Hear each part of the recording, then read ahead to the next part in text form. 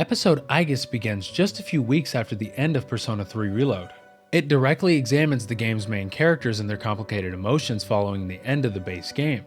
Mitsuru is confiscating the squad's evokers, the power that allowed them to access their personas, in an attempt to move on from the past, while the others are all trying to handle their grief in various unhealthy ways.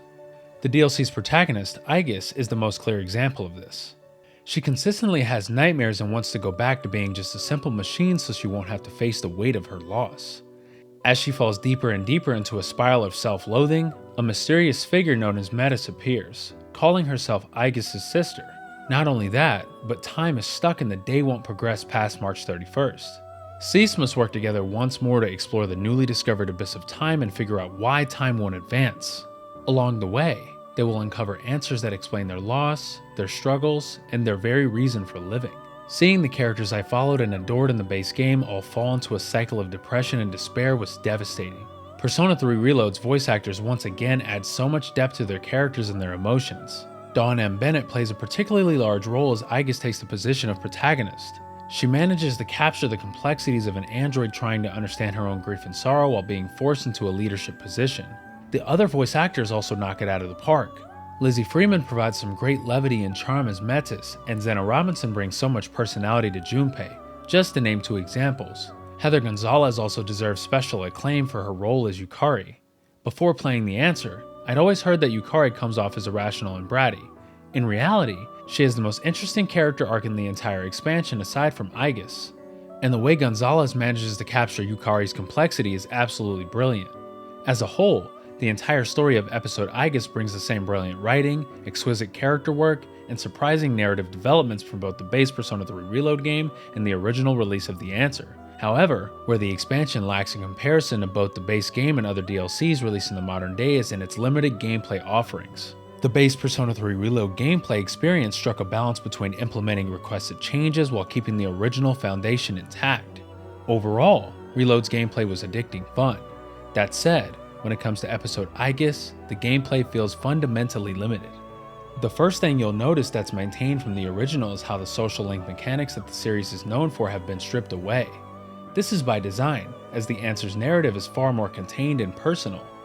Unfortunately, this forces you to play through a dungeon similar to Tartarus, titled The Abyss of Time, for a good majority of episode Aigis' playtime. As a result, the monotony of Persona 3 Reload's gameplay loop is made crystal clear. The formula of fighting the same enemies over and over again becomes far more exhausting when you don't have a chance to spend time with any social links. Further, there is no consequence of returning to the hub before finishing a dungeon. On the one hand, these are good changes. On the other, it makes the experience far more trivial as you can just return to the hub in order to regenerate both HP and SP. The triviality of the Abyss of Time isn't helped by how the same 4 dungeon floors are reused periodically. First you'll see a normal hotel-like setting, then a blue alien-like area, then a cyberpunk area, and then a bigger backdrop that has a giant chandelier at the center. The repetition had me questioning my own sanity and genuinely wondering if it was new or not. It is worth noting though, that there are a few new social interactions. These social interactions allow the party members to get new theurgy attacks and new ways to build up the meter. Unfortunately, these interactions are not voiced at all. It certainly dampened my enjoyment of the new edition once I realized that I couldn't hear more of the voice actors' fantastic performances. This is the real conundrum with episode Aigis' gameplay. For the most part, the expansion is unchanged from its original release. As a result, it ends up showcasing the most monotonous parts of Persona 3 Reload's gameplay loop. The few gameplay additions that are there only add to that monotony. It doesn't matter if it's the inclusion of the Monad doors from Reload that somehow appear every single floor with very little alterations, or it's the new social interactions that are devoid of any voice acting. The ability to access some of the personas you unlocked in the base game is nice, but adds little to the overall experience. Even seeing Metis fight and use some incredibly cool theurgy attacks did nothing for me. At the end of the day, I just felt bored playing episode Aigis. This brings me to the main question that plagued my mind as I played through the DLC. Is it worth the price of admission? Over the last few years, several major companies have released story and gameplay expansions for their games after they've launched. A few of them have managed to not only add to the base game, but even improve upon it and elevate it further. CD Projekt Red delivered a massive expansion with Cyberpunk 2077 Phantom Liberty, and Monolith Soft released a lengthy prologue to Xenoblade Chronicles 3 and Future Redeemed. Episode Aigis offers very little new material to justify its price. There are very few gameplay additions that make the experience any different from the main game.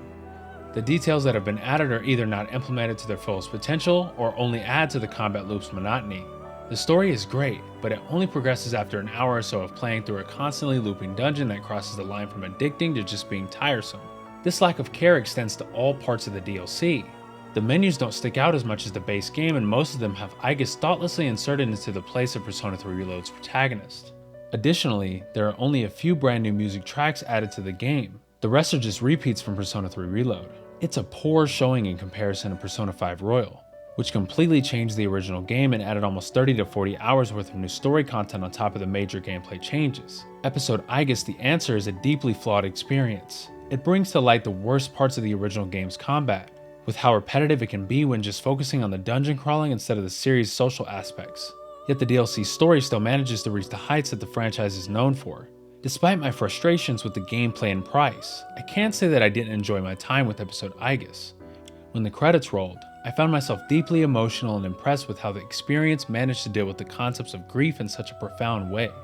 Your enjoyment with the DLC will come down to how much you're willing to spend on the 20-hour adventure. If you're a hardcore Persona fan, episode Aigis is a must-buy. However, if you're not a hardcore Persona fan and you don't have Xbox Game Pass, you may be better off waiting for a price drop. Final Weapon is giving Persona 3 Reload episode Aigis The Answer a 2.5 out of 5 stars.